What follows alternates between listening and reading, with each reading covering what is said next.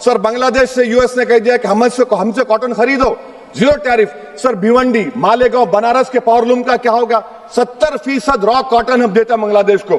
Sir MHA का budget 5.7 बढ़ गया, डिफेंस का 15.99। मैं सरकार से मुतालबा करता हूं कि वेनेजुएला में जो हुआ, आप एक ऑपरेशन इंसाफ करिए। ऑपरेशन इंसाफ के तहत हाफिज सईद, मसूद अजहर, लखवी को घुस के लाइए भारत में, तभी इंसाफ होगा सर। जब तक खत्म कर रहा हूं सर, खत्म कर रहा हूं सर।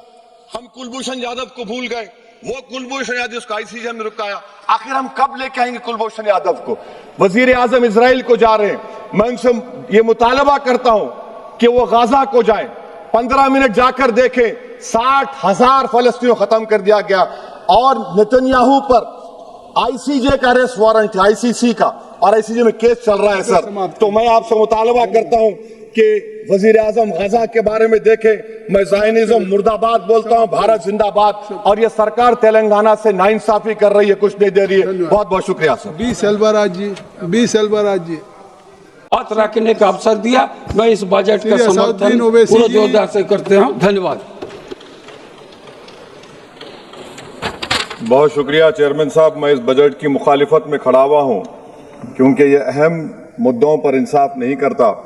मिसाल के तौर पर सर, अगर आप देखेंगे मुस्लिम एनरोलमेंट जो यूडीआईसी का डेटा है 2021-22 का, मुसलमानों का एनरोलमेंट गवर्नमेंट का डेटा बोलता है प्राइमरी में 15%, यूपी में अपर प्राइमरी में 14%, सेकेंडरी में 12% और हायर सेकेंडरी में 10%। प्राइमरी से लेकर हायर सेकेंडरी तक आते सर 5% की गिरावट होती है।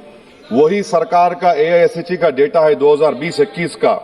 2016-17 में मुसलमान 4.87 थे एजुकेशन में, 19-20 में बढ़कर 5.45 हुए और 2021 आते आते सर वो 4.64% हो गया। यानी जहां पर मुसलमान 2019-20 में 19,21,000 पे आगे, यानी 1,79,000 की गिरावट आई। ये क्यों हुआ सर? ये इसलिए हुआ क्योंकि ये मोदी सरकार तासुब और तंग नजरी के मजाहरे करती है। इसी वजह से मुसलमानों अकलियतों में ड्रॉप आउट रेट ज्यादा है, लो एनरोलमेंट है और वो हायर एजुकेशन तालीम को मुकम्मल नहीं कर सकते। सर 3 स्कॉलरशिप स्कीमें हैं, 5 साल से cabinet committee of economic affairs in स्कीमों की मंजूरी नहीं दे रही है सर। 5 साल से ये आपकी तासुब और नफरत नहीं है तो क्या है बताइए आप? बजट तो पास हो रहा है ऐवान में, 5 साल से आप पैसे नहीं दे रहे हैं। क्यों? क्योंकि cabinet committee of economic affairs इसको मंजूरी नहीं देती है। और मैं बताना चाह रहा हूं, आप विकसित भारत बनाना चाहते हैं, मैं तायद करता हूं, मगर क्या आप 14% आबादी को नहीं पढ़ाकर, उनको एलिनेट कर आप विकसित भारत बना पाएंगे? विकसित भारत उसी वक्त बनेगा सर जब मुसलमान समाजी, इक्तिसादी, तालीमी और माशी तौर पर ताकतवर होंगे। मगर अफसोस के साथ कहना पड़ा, सच्चाई है कि सरकार नहीं चाहती ये हो। सर मैं इस हुकूमत से पूछना चाह रहा हूं कि यूनिट कॉस्ट स्कॉलरशिप का 2007 और 8 से रिवाइज नहीं हुआ क्योंकि जो तालीम का कॉस्ट है उससे मैच नहीं कर रहा है। आप 3 स्कॉलरशिप को डिमांड ड्रिवन नहीं कर रहे हैं। 11 साल से आप 10 स्कॉलरशिप नहीं बढ़ाए, वही नंबर ला के रख दिए। मैं डिमांड ड्रिवन करने का मुतालबा करता हूं। सर प्री मैट्रिक स्कॉलरशिप को क्यों 9th और 10th से शुरू किया था? Sir highest drop out rate मुसलमानों का है और हमारे मसीहा वेस्ट बंगाल में बैठे, वहां पर ड्रॉप आउट रेट मुसलमानों का 23%, आसाम में 30%। आसाम की सरकार गोली मारने का वीडियो कम बनाएगी तो शायद मुसलमान पढ़ ले तालीम में। सर मैं मुतालबा करता हूं कि मौलाना आजाद फेलोशिप को दोबारा शुरू किया जाए ताकि अक़लियती और मुस्लिम बच्चे हायर एजुकेशन मुकम्मल कर सके। पेरेंटल इनकम आप इजाफा क्यों नहीं कर रहे सर? 1 लाख रुपए, 1.5 लाख रुपए क्या स्कॉलरशिप मिलेगी सर बताइए आप? और सर आपको मिसाल दे रहा हूं, आप तो काबिल आदमी हैं। 2022-23 में बजट था माइनॉरिटी मिनिस्ट्री का 5,000 करोड़, कितना आपने खर्च किया? 16%। 22-23 में सर बजट था 22-23-24 में 3,000 करोड़, 5% खर्च हुआ सर। 24-25 में बजट था 3,180 करोड़, 22% खर्च हुआ सर। पीएमजेवी के स्कीम है 1,914 करोड़, उसको आपने कम कर दिया 1,565 करोड़। तो मैं सरकार से मुतालबा करता हूं कि मिनिस्ट्री ऑफ माइनॉरिटी के बजट का 10,000 करोड़ कम से कम होना चाहिए। तासुबियत को खत्म करिए आपकी स्कीम में। सर दूसरी बात, इनकम टैक्स के बेनिफिट मिलती थी हमारे फौज के सिपाहियों को जो विकलांग थे, आपने इनकम टैक्स बेनिफिट छीन लिया उन लोगों को। ये कैसा इंसाफ है आपका बताइए? जो फौजी सर्विस में है। अरे प्राइम मिनिस्टर अगर एक ट्रेन की झंडी दिखाएंगे तो उससे बढ़ के पैसे खर्च होते, तो आप क्या बचा रहे सर? 11-12 साल से वजीर आजम मोदी हैं, हमारी एयरफोर्स का स्क्वाड्रन गिरकर 29 पर आ गया। 12 साल से आप प्रधानमंत्री हैं, हम एक मिड एयर रिफ्यूलर एवैक्स को नहीं बढ़ा सक रहे। पाकिस्तान के पास हमारे ज्यादा एवैक्स है, और ऑपरेशन सिंदूर में हमने देखा कि कितनी तकलीफ हुई। सबमरीन का शॉर्टेज है, आपको फिक्र नहीं है सर। और हम थर्ड एयरक्राफ्ट कैरियर हम भूल गए। आखिर कैसे हम चाइना को इंडो पैसिफिक में रोक पाएंगे? ये देशभक्ति नहीं है सर। हमारी फौज में कमी है। क्या ये मुल्क इतना कमजोर हो गया कि हम अपनी फौज में बच्चों को भर्ती नहीं करा सकते? अग्निपथ स्कीम का रिव्यू होना चाहिए। इस ऐवान में चाइना बॉर्डर पर एक बहस होनी चाहिए। सर आप आ जाइए यूएस ट्रेड डील पर। जो ट्रंप ने एग्जीक्यूटिव ऑर्डर 6 फरवरी का निकाला, सेक्शन 4 कोट कर रहा हूं, डायरेक्टली इनडायरेक्टली अगर हम रशिया का ऑयल लेंगे तो 25% लगा देगा।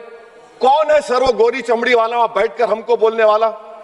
किस हमने इस मुल्क को आजाद इसलिए करवाया था कि वहां बैठकर बोलेगा मैं जिससे चाह तेल खरीदूंगा। तुम होते कौन हो? तुम मेरे माई बाप हो क्या?